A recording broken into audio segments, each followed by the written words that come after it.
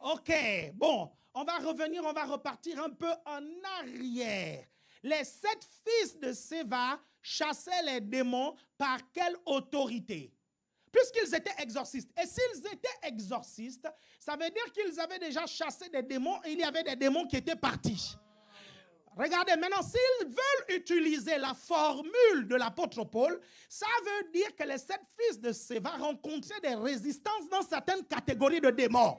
Ils disaient, mais ce gars-là, il est comment? C'est-à-dire qu'on l'a vu affronter tout type de démons, aucun démon ne le résiste. C'est peut-être sa formule magique. Il utilise le nom de Jésus, peut-être que c'est ça. Ils avaient raison, mais en partie. Vous êtes toujours avec moi? Si tu es avec moi, fais comme ceci. Si tu es avec moi, bouge un peu les pieds. C'est très important que vous compreniez ce que je suis en train de dire.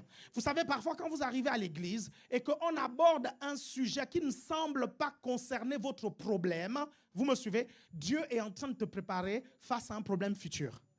Non, vous ne m'avez pas suivi. C'est-à-dire que si vous arrivez à l'église et vous dites, non, je veux que Dieu puisse me parler pour mon loyer. Je veux que Dieu puisse me parler pour mon problème de couple. Je veux que Dieu puisse me parler pour telle situation. Et tu arrives, on aborde un autre sujet. C'est que Dieu est en train de te dire, non, je te garantis, il y a un problème plus grave qui arrive, donc voici l'enseignement que je te donne. Est-ce qu'il y a quelqu'un qui me suit? Si ce matin, je t'enseigne ça, c'est parce qu'il y a un combat spirituel qui est en train de se préparer dans ta famille et dans ta vie, et il va falloir que tu sois armé. Quelqu'un me suit ici? Il va falloir que tu sois équipé. Il va falloir que tu comprennes comment ça fonctionne. Si tu ne comprends pas comment ça fonctionne, tu seras une victime du diable.